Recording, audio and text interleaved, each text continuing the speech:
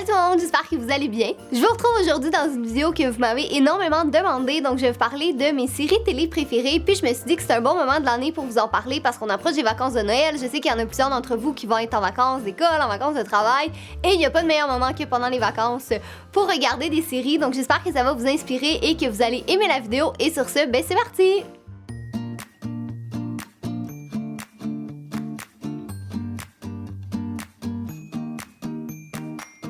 Donc les séries que je vais vous présenter dans la vidéo, c'est vraiment mes préférées de tous les temps, celles que je pourrais pas me passer. J'ai vu quand même pas mal de séries honnêtement, mais il y en a beaucoup qui m'ont pas spécialement marqué ou que j'ai pas aimé plus que ça, donc évidemment je les ai pas incluses, mais je vous ai quand même fait une liste dans la barre d'informations de toutes les séries ever que j'ai regardées, donc si jamais ça vous intéresse, ça va être en barre d'informations. Et aussi j'ai essayé de prendre des séries qui sont pas nécessairement super connues, en sens où je pense que ça sert à rien si je vous parle des séries les plus populaires, là, je pense que pas mal tout le monde les connaît, donc c'est vraiment mes préférées, mais en même temps, il y en a certaines qui gagnent à être connues, donc voilà.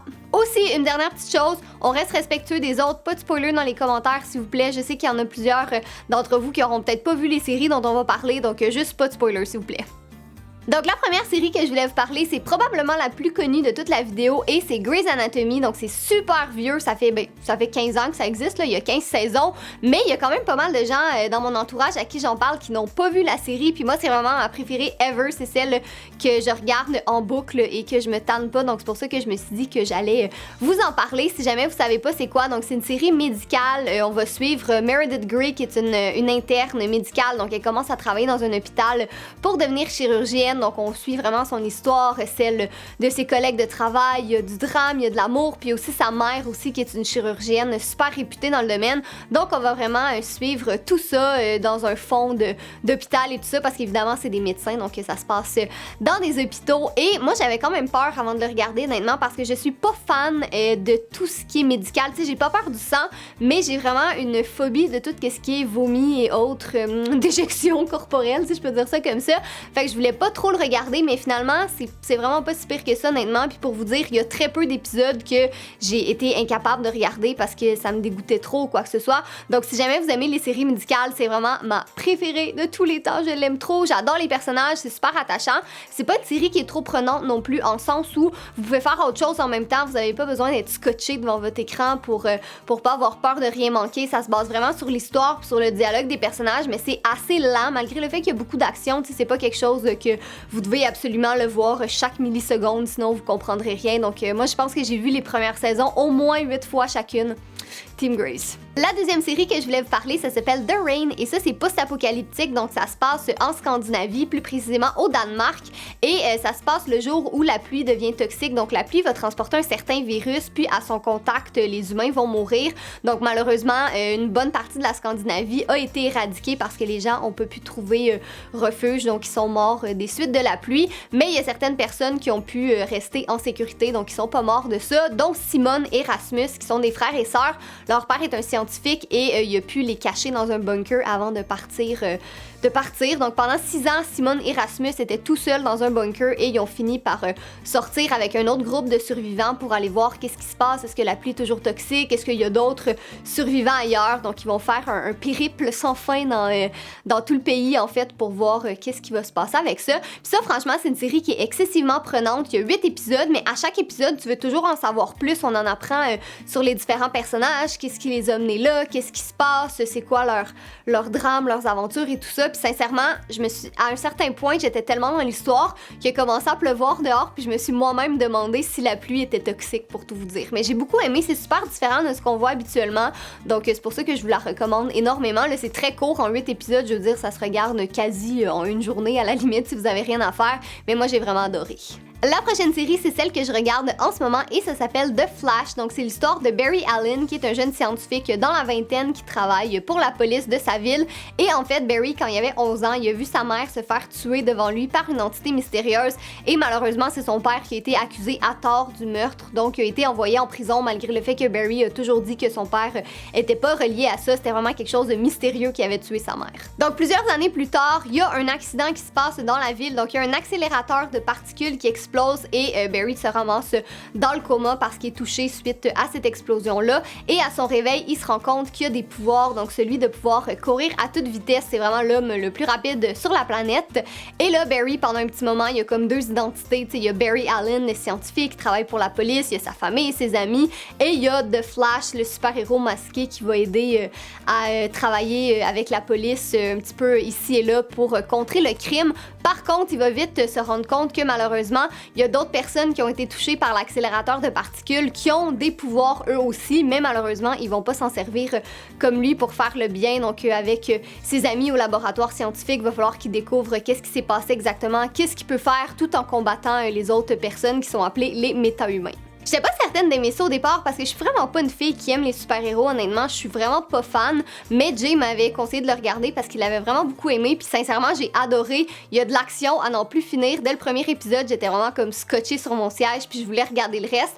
Donc là, j'ai pratiquement terminé la saison 2, mais c'est excellent. Donc aussitôt que vous êtes fan de super-héros, je vous conseille vraiment de regarder The Flash. Franchement, là, c'est vraiment bon. Puis tu sais, même si vous aimez moins super-héros puis scientifique un peu, j'ai vraiment été surprise par ça.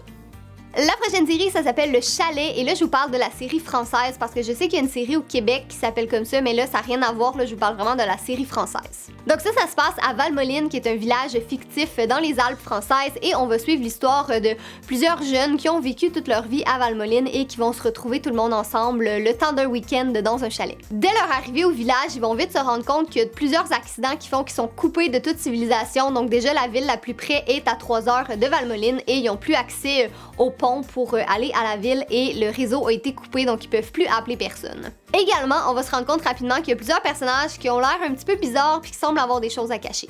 Donc là, déjà, ça semble assez intéressant comme ça, mais le mieux, c'est que l'histoire se passe en 2 tableaux. Donc, c'est 2 histoires en parallèle. Celle de 1997, où on va suivre la famille Rodier qui vient s'établir à Valmoline et qui va disparaître mystérieusement.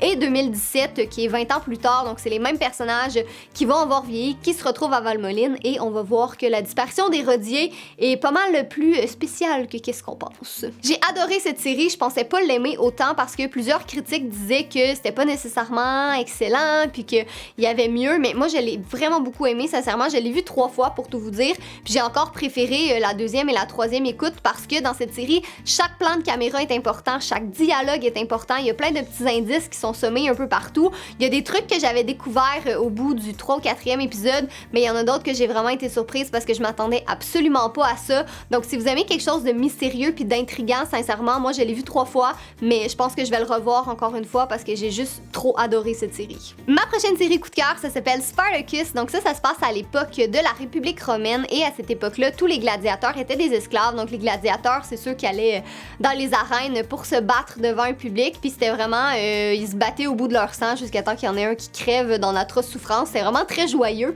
Mais bref, donc tous les gladiateurs étaient des esclaves et là on va suivre l'histoire de un en particulier, Spartacus, qui est un rebelle. Et lui, il a été acheté par un homme qui tenait une école de gladiateurs. Donc il les entraînait pour aller se battre dans l'arène. Et Spartacus, c'est basé sur l'histoire vraie de celui qui a conduit la plus grande rébellion d'esclaves de l'époque. Donc c'est sûr que c'est romancé un peu pour la télé, mais c'est basé de certains faits de livres d'histoire. Donc là, je vous avertis tout de suite, c'est violent. C'est excessivement violent. Tu sais, c'est des gladiateurs, là, donc faut qu'on s'attende à ça un peu. Mais même moi, qui a pas grand-chose qui me dégoûte, à certaines reprises, j'étais juste comme... Ouais, c'est un peu intense, mais c'est très bon. Au-delà de ça, l'histoire est vraiment excellente. Puis c'est pas quelque chose qu'on a l'habitude de voir. T'sais, on voit qu'à cette époque-là, c'était vraiment très différent, que les esclaves étaient traités comme des moins que rien. Juste de voir la vie des gladiateurs, c'était complètement fou. C'est de l'action à chaque épisode. C'est vraiment, honnêtement, je sais pas comment j'ai fait pour regarder cette série aussi vite parce qu'il y a juste 4 saisons. Donc là, je suis triste parce que j'en ai plus, mais j'ai vraiment adoré, honnêtement. Donc si jamais vous avez le cœur assez solide, que vous aimez quand il y a de l'action, puis quand il y a vraiment de la bataille, je vous le conseille énormément. Si vous aimez l'histoire aussi, là, c'est vraiment une excellente série. La prochaine série, ça s'appelle Jane the Virgin et c'est l'histoire, comme son nom l'indique, de Jane qui a 23 ans et qui a promis à sa grand-mère qu'elle allait rester vierge jusqu'au mariage. Donc malgré le fait qu'elle est en couple en ce moment, elle veut vraiment se préserver jusqu'au mariage. Par contre, lors d'une erreur médicale, Jane va se faire inséminer artificiellement de l'enfant de son patron. Donc elle est vierge, mais elle est enceinte de l'enfant de son patron. Donc vous voyez le genre un peu, c'est vraiment absurde comme série, tu sais, on s'entend qu'il y a très peu de possibilités qu'une erreur médicale comme ça arrive, mais c'est ça que j'aime, c'est pas une série qui va se prendre au sérieux, malgré le fait qu'il y a du drame, qu'il y a du mystère, c'est surtout drôle. C'est pas le genre de série qui est compliqué, tu sais, ça fait pas peur, c'est vraiment juste drôle, c'est le fun, c'est feel good, c'est pas compliqué à comprendre. Moi sincèrement, j'ai beaucoup aimé, il y a 4 saisons en ce moment, il y a la 5e qui va commencer cet hiver, puis ça prend un petit peu inspiration des telenovelas latines un peu, donc c'est super drôle. C'est vraiment différent aussi, puis franchement, j'ai beaucoup aimé. Là. Je regarde pas tant de séries humoristiques, mais celle-là, c'est vraiment mon coup de cœur. La prochaine série que je voulais vous parler, ça s'appelle The Purge, et peut-être que ça vous dit quelque chose parce qu'il y a des films du même nom qui ont été produits il y a quelques années de ça, mais en fait, c'est exactement la même histoire. Ben, tu sais, c'est une histoire différente, mais c'est dans le même univers, je veux dire. Donc, en fait, si jamais vous connaissez pas, ça se passe aux États-Unis dans un futur peut-être pas si lointain que ça, là, on imagine au moins une centaine d'années, mais en fait, les États-Unis ont décidé d'instaurer une fois par année, pendant 12 heures, une journée qui s'appelle la Purge. Donc, à ce moment-là, vous avez le droit de faire ce que vous voulez, tous les crimes sont légaux, vous pouvez tuer, vous pouvez voler, vous pouvez faire peu importe qu'est-ce qui vous passe par la tête pour libérer votre agressivité, là, c'est ça qu'ils disent. Donc en fait, pendant 12 heures, tous les crimes sont 100% légaux. Donc dans la série, on va suivre l'histoire d'environ 7 personnages qui sont issus de milieux différents, qui font différents jobs, et on va voir comment est-ce qu'ils vivent la purge. Puis c'est super intéressant parce que théoriquement, quand on regarde ça comme ça, on se dit, ben voyons, c'est complètement fou, pourquoi on voudrait instaurer un 12 heures comme ça fait pas de sens. Mais en regardant la série, c'est vraiment, ça fait réfléchir beaucoup. Les personnages, c'est le fun de voir, tu sais, de différents milieux, comment ça se passe, comment ils vont vivre la purge. Puis honnêtement, j'ai adoré. J'avais pas aimé les films parce que je trouvais qu'on n'avait pas assez d'explications pour le pourquoi du comment, mais avec la série, ça l'amène beaucoup plus en détail. Donc si comme moi, vous aviez pas vraiment aimé les films, vous risquez de beaucoup plus apprécier la série. C'est quand même un 10 épisodes, donc on a plus le temps de comprendre aussi l'histoire puis les mécanismes derrière ça. Donc voilà tout le monde, c'est tout pour la vidéo. J'espère que vous l'avez aimé, que ça vous a inspiré un petit peu. Puis comme j'ai dit, j'ai mis en barre d'informations toute la liste des séries que j'ai regardées, mais si jamais vous avez d'autres choses à me proposer, je suis toujours preneuse, donc n'hésitez pas à me le dire dans les commentaires. Puis si jamais vous voulez me dire est-ce qu'il y a des séries qui vous ont marqué, est-ce qu'il y a des séries que j'ai parlé que vous avez aimé, que vous avez pas aimé, j'ai vraiment hâte qu'on puisse aller discuter tous ensemble, donc n'hésitez pas à m'écrire tout ça dans les commentaires. Sinon, ben, comme à l'habitude, en barre d'infos, il y a aussi le lien de ma deuxième chaîne, de mon Instagram, Facebook et Twitter, donc si jamais vous voulez me suivre dans mon quotidien. Et sur ce, nous on se retrouve la semaine prochaine dans une autre vidéo. Bye!